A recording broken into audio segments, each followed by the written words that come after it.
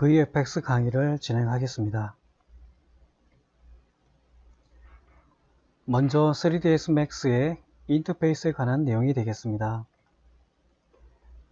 제일 상단에 메뉴바가 있고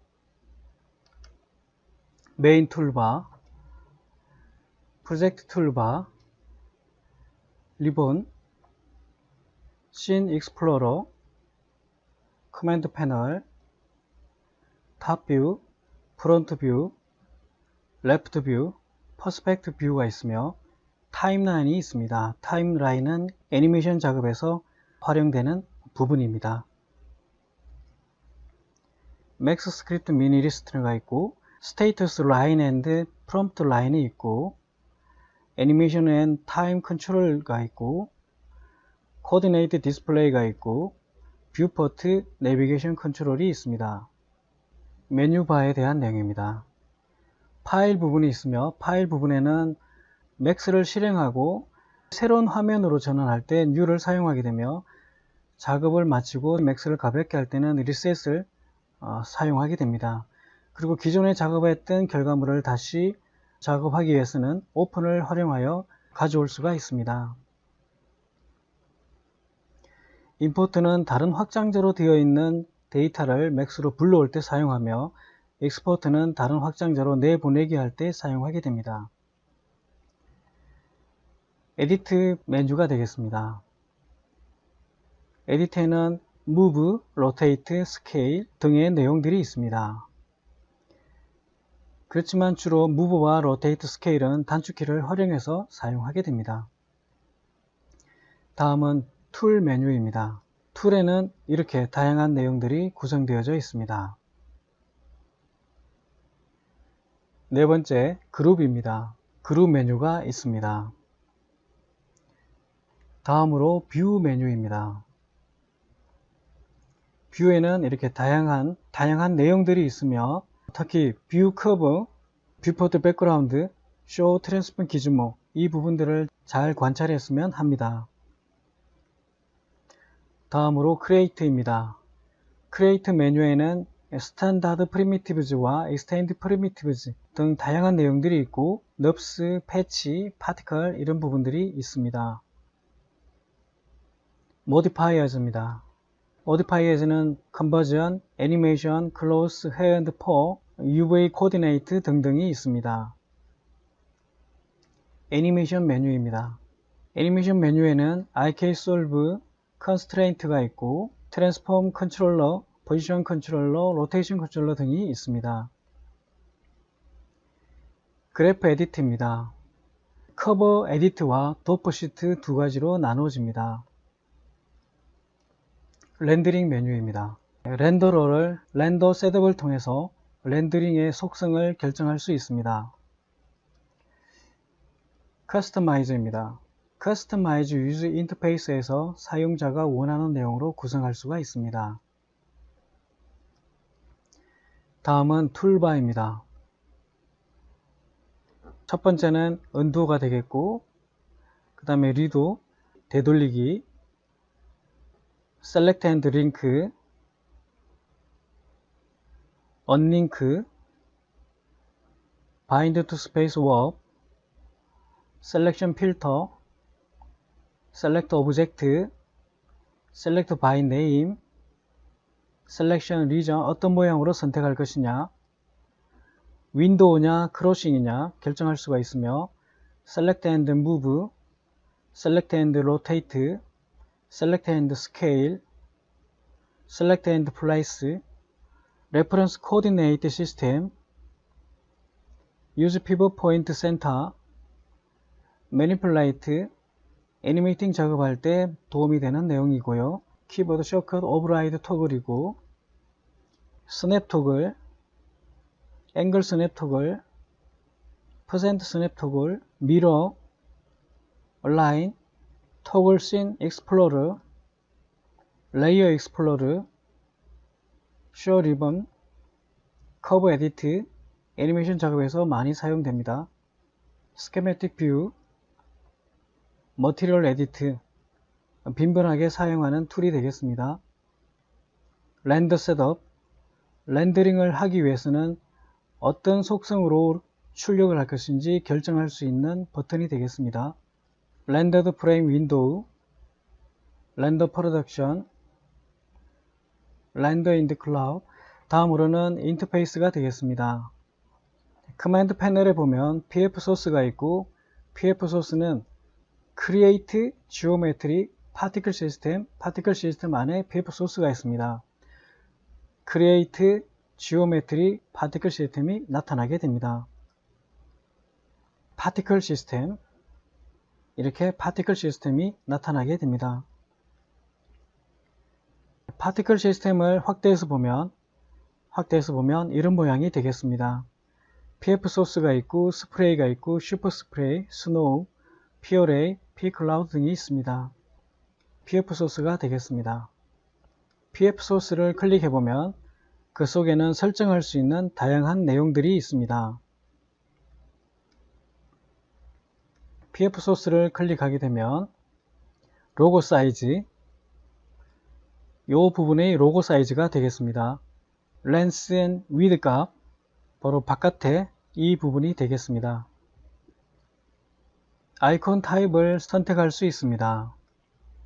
첫 번째는 사각형, 두 번째 박스, 세 번째 원, 네 번째 공이 되겠습니다.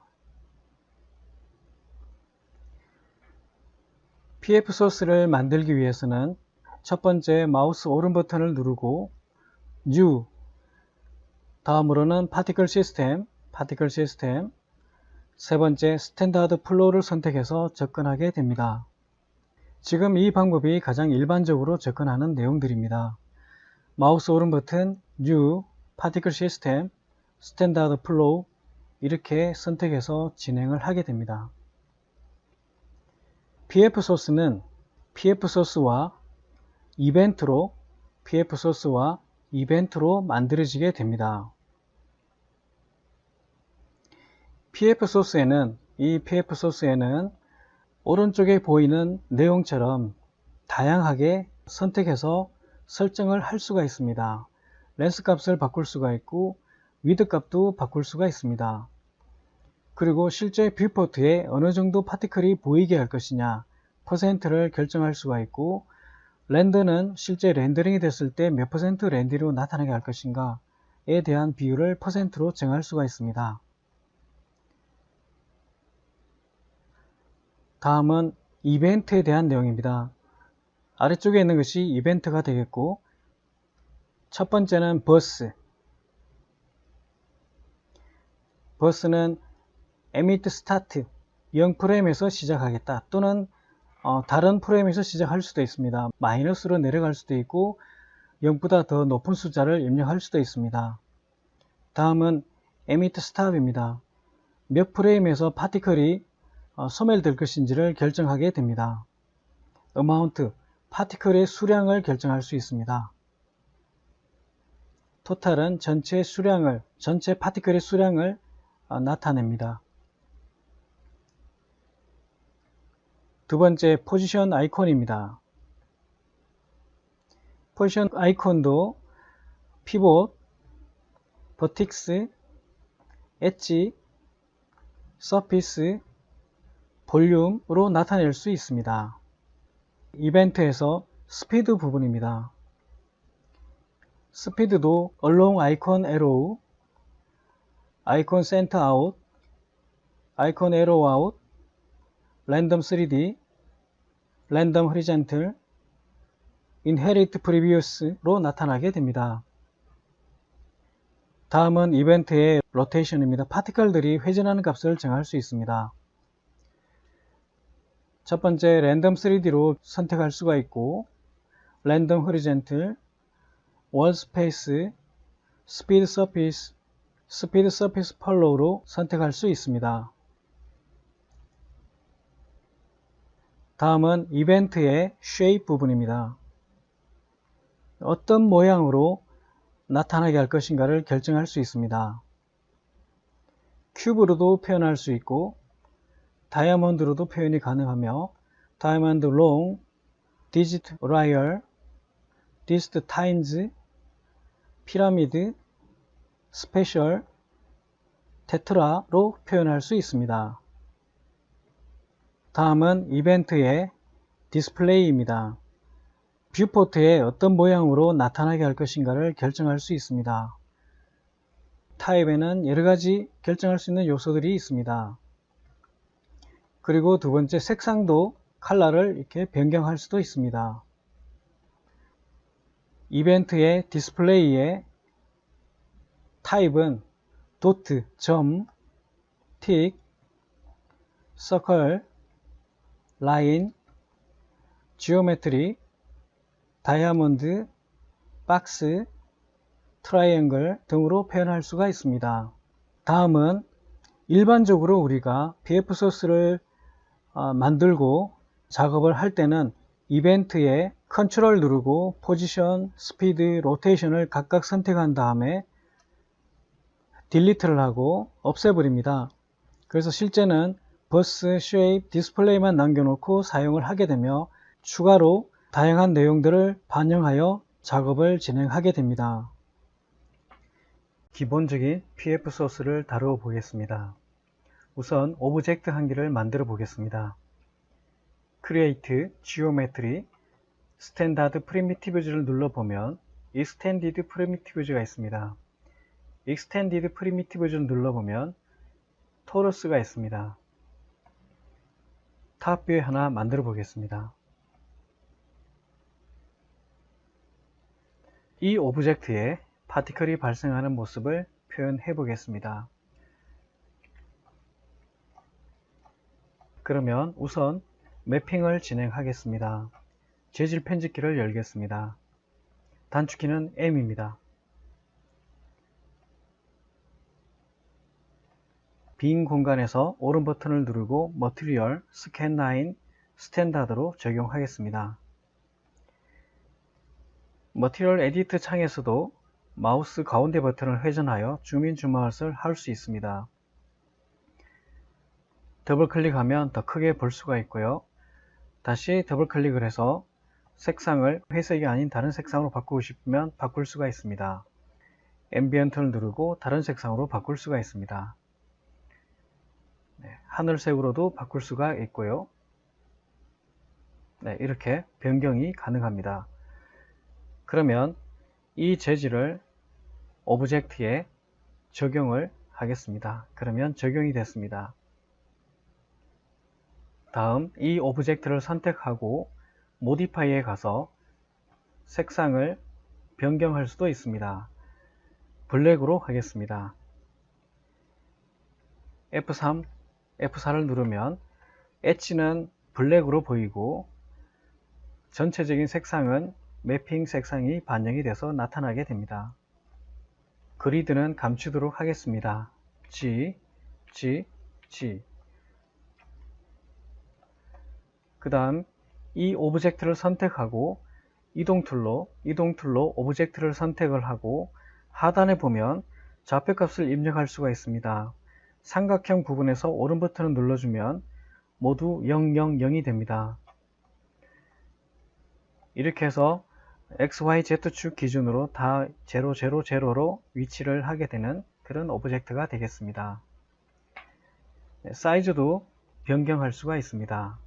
R을 20으로 저는 입력을 하겠습니다. 크로스 섹션에서 R도 10으로 입력을 했습니다. 이런 오브젝트가 만들어졌습니다. 여기서도 탑 뷰와 레프트 뷰에서는 그대로 두고 와이어 프레임으로 보이게 두고 프론트 뷰와 퍼스펙티브 뷰는 각각 F3, F4가 적용돼서 와이어와 쉐이딩이 동시에 다 보일 수 있도록 했습니다.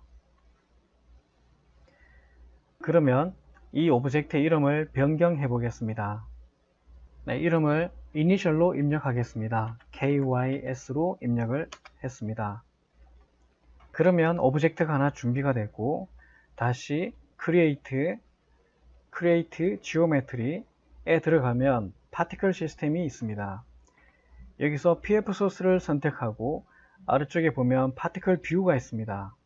마우스로 클릭하게 되면 PF 소스 창이 나타나게 됩니다. 뷰의 빈 공간에서 오른 버튼을 누르고 New Particle System Standard Flow를 선택하겠습니다. 마찬가지로 마우스 가운데 버튼을 회전하면 줌인 줌아웃을 할 수가 있습니다. 이벤트 부분에서 필요 없는 부분들을 지우도록 하겠습니다. 포지션, 컨트롤 누르고 스피드, 로테이션, 쉐입 이 모두를 다 딜리트 하겠습니다. 그러면 PF 소스를 클릭하게 되면 오른쪽에 설정할 수 있는 내용들이 있습니다. 뷰포트에 어느 정도 보겠느냐, 뷰포트에서 파티클이 어느 정도 보이게 하겠느냐, 50%인데 이것을 100%로 변경하겠습니다. 뷰포트에서도 실제 100%로 파티클이 나타나게 설정을 했습니다. 그 다음 이벤트에서 버스 부분을 클릭하게 되면 파티클이 스타트와 스톱이 0이 되게 입력을 하고 파티클 개수는 5000개 정도 입력을 해 보겠습니다. 그 다음에 어떻게 디스플레이 시킬 것이냐. 자, 모양이 타입이 틱 되어 있는데 이 부분을 저는 도트로 변경하겠습니다. 그리고 색상은 저는 화이트로 하겠습니다. 네, 이렇게 화이트로 변경을 했습니다. 그 다음에는 이벤트에서 오른 버튼을 누르게 되면 Append Operate에 들어가면 어떤 오브젝트에 파티클을 생성시킬 것이냐. 네, 해당되는 내용은 포지션 오브젝트입니다. 자, 그러면 포지션 오브젝트를 클릭해 보면 None이라고 뜹니다.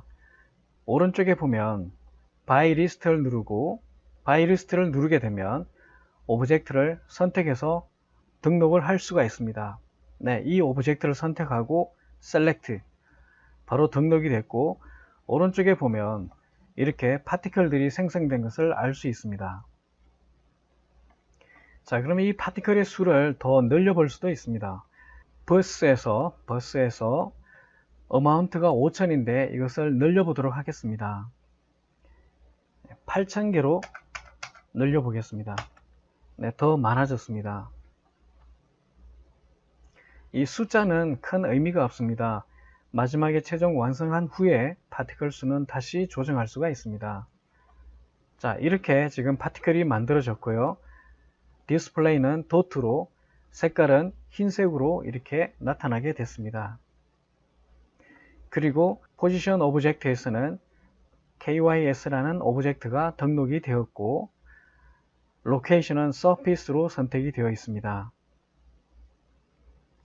그래서 오브젝트의 표면에 파티클들이 생성되게 된 것이고요. 잠시 창을 닫고 두 번째 작업을 해 보겠습니다. 두 번째는 이 파티클에 변화를 주고자 하는데 그렇게 하기 위해서는 몇 가지 요소들이 필요합니다. 자, 첫 번째, 스페이스 워브에 가보면 스페이스 워브에 포스가 있고 포스 눌러보면 디플렉트가 있습니다. 디플렉트에는 여러가지 요소들이 있는데 디플렉트를 선택하겠습니다. 이 디플렉트를 탑 뷰에 하나 만들고 모디파이를 가보면 디플렉트 값은 바운스는 1.0으로 그대로 두겠습니다. 이 값에 따라서 파티클들이 디플렉트에 충돌할 때 튕겨나가는 힘을 여기서 제어할 수가 있습니다. 자, 그러면 프론트 뷰에서 Y축으로 오브젝트보다 위에 있도록 위치를 변경했습니다. 그 다음 타임 슬라이드를 움직여서 60프레임에 두고 오토키를 누르고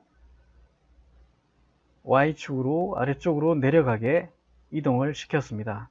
그 다음에 오토키를 해제하고 타임 슬라이드를 움직여 보면 디플렉트가 상단에 있다가 점점 하단으로 내려오는 모양을 볼 수가 있습니다. 그러면 다시 PF 소스를 선택하고 파티클 뷰를 눌러보면 다시 창이 나타납니다. 이벤트 001에서 오른 버튼을 누르고 Append, 테스트, 컬리전을 선택해 보겠습니다. 그리고 이 컬리전에는 아직 아무것도 등록이 되지 않았는데, 이 컬리전에는 바이리스트를 누르고, 만약에 바이리스트를 눌렀는데 대화창이 나타나지 않으면 바이리스트를 한 번 더 누르면 됩니다. 디플렉트를 등록을 하겠습니다. 디플렉트가 등록이 되었습니다. 자, 그 다음에 스피드는 바운스가 되어 있는데요. 지금 상태에서는 바운스로 두고 잠시 후에 컨티뉴로 변경을 해 보겠습니다. 타임 슬라이드를 움직여 보면 이렇게 디플렉트에 닿은 파티클들은 이렇게 튕겨져 나오게 됩니다. 네, 이렇게 튕겨져 나오게 됩니다. 자, 이렇게 튕겨져 나오는데, 튕겨져 나오지 않고 그대로 있게 할 수도 있습니다. 스피드를 바운스가 아니라 컨티뉴로 두게 되면 그대로 있습니다. 스피드를 컨티뉴로 설정했을 때 파티클은 튕겨 나가지 않고 그대로 유지가 되고 있습니다. 다음에는 빈 공간에서 별도의 이벤트를 하나 더 만들어 보겠습니다. 오른 버튼 누르고 New, 내려가면 하단 부위에 미셀리니어스 이벤트가 있습니다. 미셀리니어스 이벤트를 클릭해 보면 디스플레이가 있습니다. 이렇게 해서 두 번째 이벤트를 또 만들었습니다. 그러면 컬리전을 클릭해서 이벤트 002에 연결을 하게 되면 이벤트 002의 모습이 이렇게 나타나게 됩니다. 여기서 보면, 자, 이벤트 002가 틱으로 되어 있기 때문에 이렇게 보이고요. 이것을 틱이 아니라 다시 저는 도트로 바꿔주고 색상을 바꿔보겠습니다. 색상을 확연하게 표가 나게 청색으로 바꿔보겠습니다. 이렇게 청색으로 바뀐 것을 알 수가 있습니다. 타임 슬라이드를 움직여보면 디플렉터가 닿은 부분이 파티클이 사라지는 것이 아니라 파티클의 색상만 변경되는 것을 알 수가 있는데, 그 변경된 색상이 바로 이벤트 002가 되겠습니다. 이벤트 001은 흰색의 파티클, 기존의 파티클이 되겠고, 이벤트 002는 색상이 변경된 푸른색으로 보이는 이 파티클이 되겠습니다. 그러면 푸른색으로 바뀐 이 이벤트의 파티클을 움직이도록 해 보겠습니다. 탑 뷰에 바람을 하나 만들어서 이 파티클들의 변화를 연출해 보겠습니다. Create Space Warp, 이번에는 디플렉트가 아니라 포스로 들어갑니다. 포스에 가보면 윈드가 있습니다. 윈드를 탑뷰 하나 만들겠습니다. 프론트 뷰에서 보면 바람이 아래쪽에서 위로 부는 이런 바람이 하나 만들어졌습니다. 모디파이에 가서 바람의 속성들을 설정해야 되는데, 설정하기 전에 우선 PF 소스에 등록을 해 보겠습니다. PF 소스를 선택을 하고 파티클 뷰를 클릭하게 되면 다시 창이 나타납니다. 그러면 이벤트 002에서 오른 버튼을 누르고 Append, Operate, Force, 힘을 등록하겠습니다. Force, 힘입니다. 힘을 등록을 했는데 아직 힘에는 이 윈드가 포함되지 않았습니다. 그래서 by list를 누르고 윈드를 select, 등록해주면 바로 이렇게 바람의 영향을 받아서 파티클들이 날아가게 됩니다. 이렇게 파티클들이 날아갑니다. 자, 이렇게 날아가는데 날아가는 모습이 크게 재미가 없습니다. 자, 이것을 어떻게 하면 재미있게 날아가게 할 수 있는가? 바람의 속성을 변경을 해야 됩니다. 그 다음에 바람의 속성을 변경하기 전에 포스를 클릭한 상태에서 오른쪽에 보게 되면 인플루언스 어느 정도 영향을 미치겠는가? 1000이 있는데 이것을 낮추어 볼 수도 있습니다. 낮추면 좀 더 약한 힘이 미치게 됩니다. 이것을 300 정도로 낮춰 보겠습니다. 그러면 이렇게 약하게 영향을 미치게 됩니다. 그렇다 하더라도 모양이 너무 단조롭고 재미가 없습니다.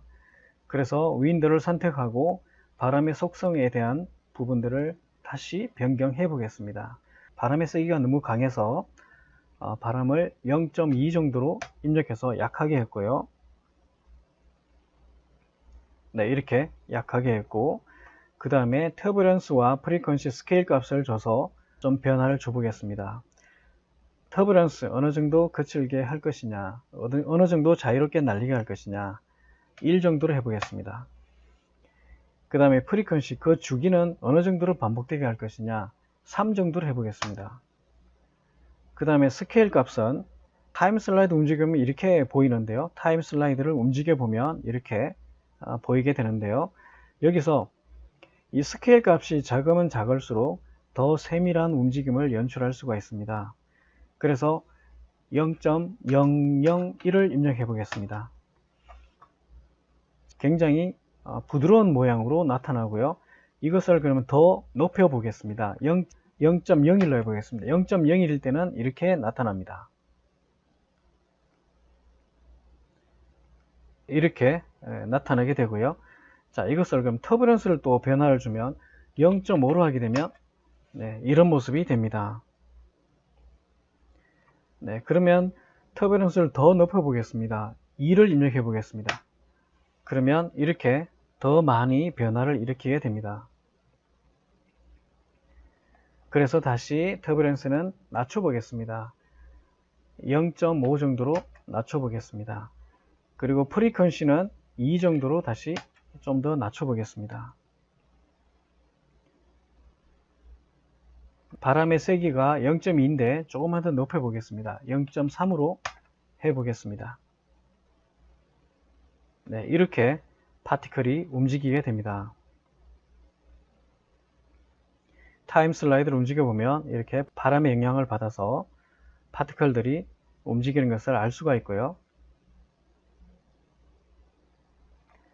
그 다음에 프리퀀시를 좀 더 많이 한번 줘보겠습니다. 5 입력하게 되면 이런 모양이 됩니다. 반복되는 주기가 더 이렇게 많아지게 되고요. 그러면 터뷸런스를 1로 입력해 보겠습니다. 이런 모양이 되겠습니다.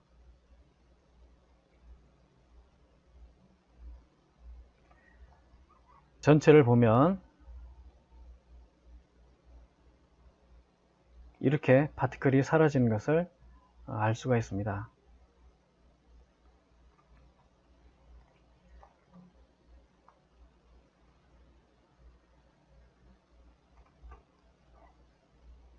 이렇게 파티클이 발생하고 변화를 일으켰지만 그러면 이 부분을 렌더를 걸면 아직은 렌더링이 되지 않습니다. 이 부분을 제가 퍼스펙티브 뷰를 렌더 걸어보면 커스텀에서 HD로 변경하고 사이즈는 1280720으로 변경을 해봤습니다. 그 다음에 렌더를 걸어보면 아무것도 보이지 않습니다. 그러면 어떻게 하면 볼 수 있느냐? 이벤트 002에서 오른 버튼을 누르고 Append, Operate, Shape을 선택합니다. Shape, Append, Operate, Shape. 어떤 형태로 보고 싶은가? 지금 디폴트로 큐브가 선택되어 있는데 이 상태에서 렌더를 한번 걸어 보겠습니다. 자, 이 상태에서 렌더를 걸어보면 이렇게 렌더링이 됩니다. 큐브가 워낙 크기 때문에 이렇게 나타나고요. 사이즈를 줄여주면 됩니다. 사이즈가 10인데 2 정도로 낮춰 보겠습니다. 렌더를 걸어보면 이렇게 나타납니다. 다시 사이즈를 더 줄여 보겠습니다. 0.5 정도 입력하고 렌더를 걸어보면 더 작은 사이즈로 보입니다. 그 다음에 큐브가 아니라 일반적으로 저는 테트라를 많이 사용합니다. 테트라를 선택하고 렌더를 걸어 보겠습니다. 이렇게 보입니다. 이렇게 보입니다.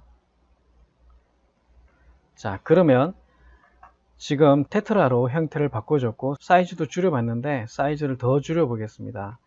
0.3 정도로 줄여 보겠고요.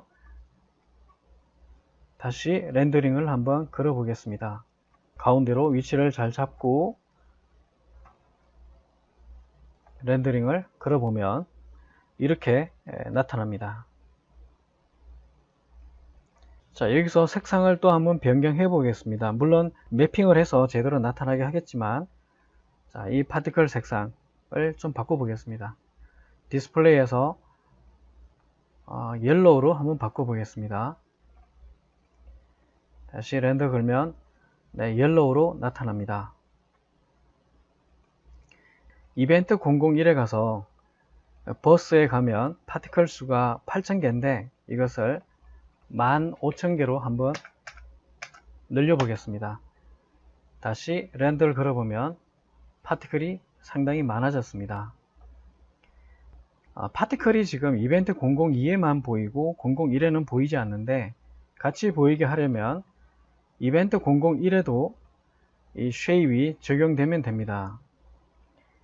자, 쉐입을 선택하고 오른 버튼 누르고 카피, 이벤트 001에서 오른 버튼 누르고 페이스트를 하게 되면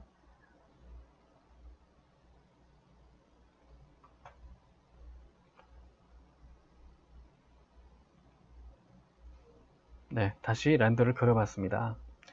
자, 쉐입의 위치를 제가 포지션 밑으로 내려놓고 렌더를 걸어봤고 아랫부분도 이벤트 001도 이벤트 002도 같이 렌더링이 되는 것을 알 수가 있습니다. 다시 렌더 걸면 이렇게 렌더링이 됩니다. 자, 이렇게 해서 가장 기본적인 그 사용법을 알아봤고요. 다음 단계에서는 실제 모델링을 하나 하고 그 모델링된 오브젝트에 적용하는 과정과 매핑 과정도 진행을 해 보겠습니다. 수고하셨습니다.